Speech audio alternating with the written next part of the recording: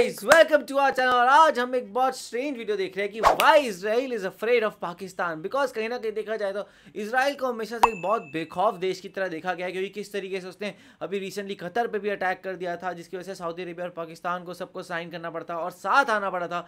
लेकिन ये वीडियो में कहा गया है कि किस तरीके से इजराइल जो है पाकिस्तान से डरता है और उसका कहीं ना कहीं हिस्ट्री से भी लेना देना है। बिकॉज पाकिस्तान के पास एक कहीं ना कहीं एक न्यूक्लियर हमला है और न्यूक्लियर अटैक है जो वो कर सकता है, जो बाकी सारे मुस्लिम देशों के पास नहीं है। सो देख लेते हैं इस वीडियो में क्या है। दोस्तों, हमने पहली बार इसराइलियों के सीने में खंजर उस वक्त घोंपा था जब अरब इसराइल 6 रोजा जंग शुरू हुई थी, जिसे अरब इसराइल जंग 1967 तीसरी अरब इसराइल जंग या जंगे जून भी कहा जाता है। मिस्र, इराक, उर्दन और शाम के इत्तेहाद और इसराइल के दरमियान लड़ी गई इस जंग में इसराइल ने फैसलाकुन कामयाबी हासिल की थी।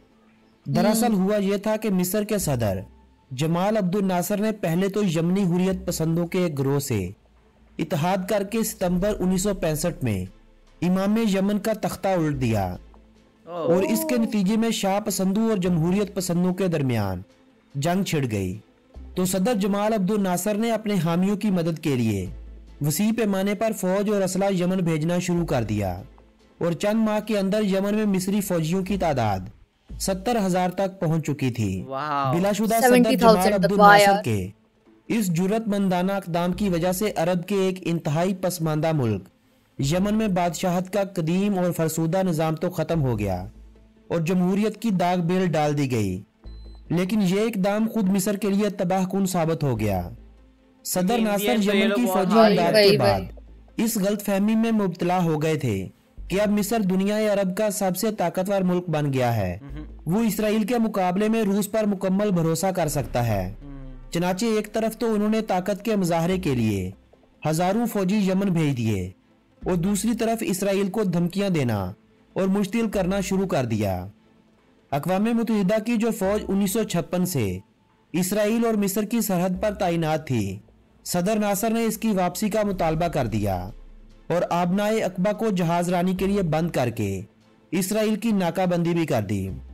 इसराइल ने जो उस वक्त जंग के लिए पूरी तरह तैयार था और जिसको अमेरिका की इमदाद पर बजा तौर पर भरोसा भी था, मिस्र की कमजोरी का अंदाजा करके जून 1967 के पहले हफ्ते में बगैर किसी ऐलान जंग के अचानक मिस्र पर हमला कर दिया और मिस्र का बेशतर फजाई बेड़ा एक ही हमले में तबाह कर दिया। मिस्री फौज का एक बड़ा हिस्सा यमन में था जिसे बर वक्त बुलाना नामुमकिन था। नतीजा ये हुआ कि 6 दिन की मुख्तसर मुद्दत में इसराइल ने न सिर्फ बाकी फलस्तीन से मिस्र और उर्दन को निकाल बाहर किया, बल्कि शाम में जुलान के पहाड़ी इलाके और मिस्र के पूरे जजीरा नुमाए सीना पर भी कब्जा कर लिया और मकदस पर भी इसराइली अफवाज का कब्जा हो गया। हजारों मिस्री फौजियों को कैदी बना लिया गया। रूसी असला और टैंक या तो जंग में बर्बाद हो गए या इसराइलियों के कब्जे में चले गए। अरबों ने अपनी तारीख में इससे पहले कभी इतनी जिल्लत आमेज शिकस्त नहीं खाई होगी। इस हार के असरात से अभी भी अरबों को निजात नहीं मिल सकी। इसराइल के मुकाबले में इस जिल्लत और आमेज शिकस्त के बाद सदर जमाल अब्दुल नासर को अपनी गलती का एहसास हुआ। उर्दन और सऊदी अरब से मुफाहमत पैदा की गई। शाह फैसल से राब्ता किया गया, जिसके तहत मिस्र ने यमन में फौजी मुदाखलत न करने का अहद किया। मिस्री फौजें यमन से वापस बुला ली गईं। मिस्री फौज की हार की एक बड़ी वजह मिस्री फौज की नाअहली और मिस्री फौजी निजाम के नकाइस थे। लेकिन मिस्री फौज और असला की बड़ी तादाद को यमन भेजना भी हार की एक बड़ी वजह हुई थी। सही बात है। समुंदर के करीब इसराइली जहाजों ने अमरीकी बहरिया के जहाज लिबर्टी पर हमला किया, जिसमें 34 अमरीकी हलाक हो गए। इसराइल और अमरीका ने बाद में इसे गलत फहमी का नतीजा करार दिया, मगर इसके बाद अमरीका ने बाकायदा तहकीकात करने से भी गुरेज किया था। बाज मुहक्किकीन का दावा है कि इस हमले का मंसूबा भी खुद इसराइल और अमरीका का था।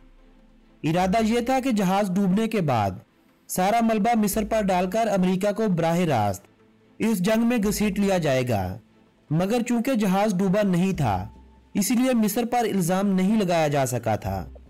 अरब और इसराइल की 6 रोजा जंग में पाक फजाइया के हवाबाजों यानी पायलटों ने भी हिस्सा लिया था।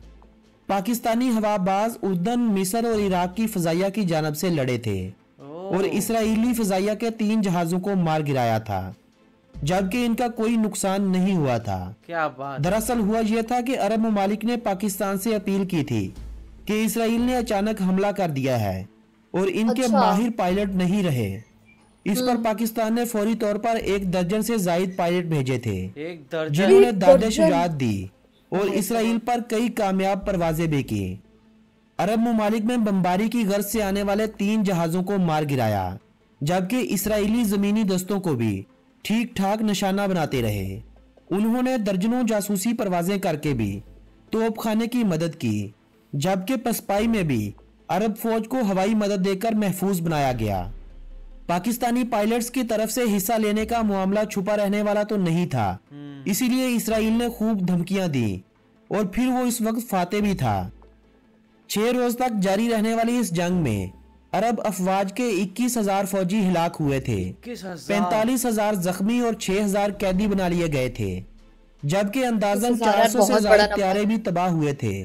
जबकि इसके मुकाबले में सरकारी अदादोशुमार के मुताबिक इसराइल के 779 फौजी मारे गए, जबकि 2,563 जख्मी और 15 को कैदी बना लिया गया था। 21,000 के बदले जून 1967 की जंग की हार के नतीजे में गजा यानी फलस्तीन का ये इलाका और जजीरा नुमाए सीना का 24,000 मुरब्बा मील का रकबा यानी 1,08,000 मुरब्बा किलोमीटर का रकबा भी इसराइल के कब्जे में आ गया।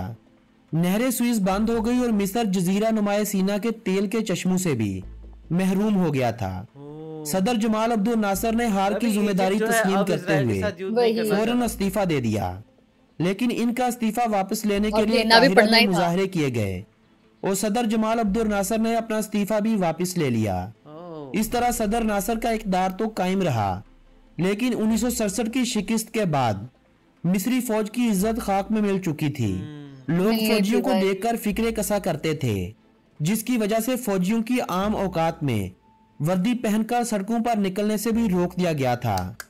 लेकिन अरब ममालिक के दिल में इस हार ने आग लगा रखी थी और यही आग एक और जंग की वजह भी बनी, जिसमें एक बार फिर से पाकिस्तानी एयरफोर्स के पायलट इसराइल पर बम बरसाने को तैयार थे और इस जंग में अल्लाह ने मुसलमानों को फातेह भी बनाया। 1967 की जंग ने मिस्र की मईशत को भी सख्त नुकसान पहुंचाया था। मिस्र की आमदनी का एक बहुत बड़ा जरिया नहरे सुइज थी, जिसकी वजह से मिस्र को हर साल $9.5 करोड़ की आमदनी हुआ करती थी। नहर के मशरकी किनारे पर इसराइल का कब्जा हो चुका था, जिसके बाद नहरे सुइज में जहाजरानी बंद हो गई थी। एक ऐसे मौका पर जब मिस्र को इसराइल की जारहाना कार्रवाइयों का मुकाबला करने के लिए और अपनी माइशियत को मजबूत बनाने के लिए भी सरमाए की जरूरत थी, नहरे सुइज की आमदनी का बंद होना बहुत बड़ा तबाहकुन फैसला था।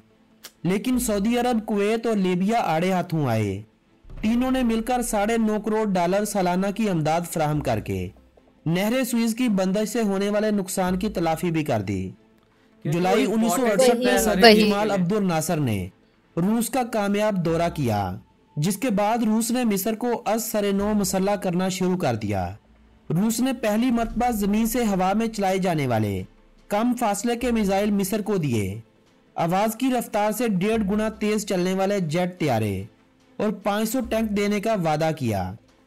3,000 फौजी मशीर और फन्नी माहिरीन भी मिस्र को फराहम किए गए। अरब मुल्कों में सऊदी अरब, कुवैत और लीबिया ने वसी पैमाने पर माली इमदाद भी फराहम की। रूस और अरब ममालिक की इस अमदाद से मिस्र के फौजी नुकसानात की एक हद तक तलाफी भी हो गई और इक्तसादी हालत भी संभल गई। 1968 के अवाखिर में असवान बंद ने भी काम करना शुरू कर दिया। नहर सुइज को मिस्र की मईशत में बुनियादी अहमियत हासिल थी, लेकिन ये नहर 6 रोजा जंग में इसराइली कब्जे के बाद से बिल्कुल बंद हो गई थी। आमदनी के इस जरिए से महरूम हो जाने के बाद मिस्र को सऊदी अरब, कुवैत और लीबिया की इक्तसादी अमदाद पर इन्हिसार करना पड़ रहा था। इस मसले को हल करने के लिए मिस्र के सदर अनवर अस-सादात ने यह पेशकश की कि अगर इसराइली नहर के मशरकी साहिल से वापस हो जाएं, तो नहर सुइज खोल दी जाएगी। लेकिन यह मुतालबा तस्लीम न किया गया, जिस पर मिस्र ने हमले का फैसला कर लिया और पाकिस्तानी पायलट एक बार फिर इसराइल पर आग बरसाने को तैयार हो चुके थे। इस जंग के दौरान पाकिस्तान ने मिस्र और शाम की मदद के लिए 16 पायलट्स मशरिक़ वस्ता भेजे और 8 पाकिस्तानी हवाबाजों ने शाम की जानब से इस जंग में हिस्सा लिया और MiG-21 तैयारों में परवाजें की। इस बार 8 पाकिस्तान भेजे के थे। फ्लाइट लेफ्टिनेंट ए स्टार अलवी योम कपूर जंग में पाकिस्तान के पहले हवाबाज थे जिन्होंने इसराइल के एक मिराज तैयारे को मार गिराया था। भाई उन्हें शामी साहब हुकूमत की जानब से एजाज से भी नवाजा गया था। इनके अलावा शानदार। पाकिस्तानी हवाबाजों ने इसराइल के 4 F-4 फैंटम तैयारे भी तबाह किए थे, F4 जबकि पाकिस्तान का इसमें कोई जानी या माली नुकसान नहीं हुआ था। पाकिस्तानी पायलट्स ने इसराइली तोपखाने को तबाह करने के अलावा रहनुमाई फराहम करने वाली परवाजें भी की और कई ऐसे कारनामे सार अंजाम दिए जो आज तक इसराइलियों के सीने में अंगारे बनकर बेचैन कर रहे हैं। और इजराइल ये बदला भी नहीं पाकिस्तानी ले पाया हवाबाज पाकिस्तान से। 1976 तक शाम में मौजूद रहे और शाम के हवाई बाजों को जंगी तरबियत भी देते रहे। अमन की कोशिशों में कामयाबी ना मिलने पर मिस्री फौजों ने 6 अक्टूबर 1973 को इसराइल पर हमला कर दिया। मिस्री अफवाज ने नहर पार करके इसराइली फौजियों के मशरकी साहल को तहस नहस कर दिया, लेकिन नहर स्वीज को पार करते वक्त 200 पाकिस्तानियों ने अपनी जान का नजराना भी पेश किया था, जिसके बारे में मैं फिर कभी आपको वीडियो की सूरत में बताऊंगा।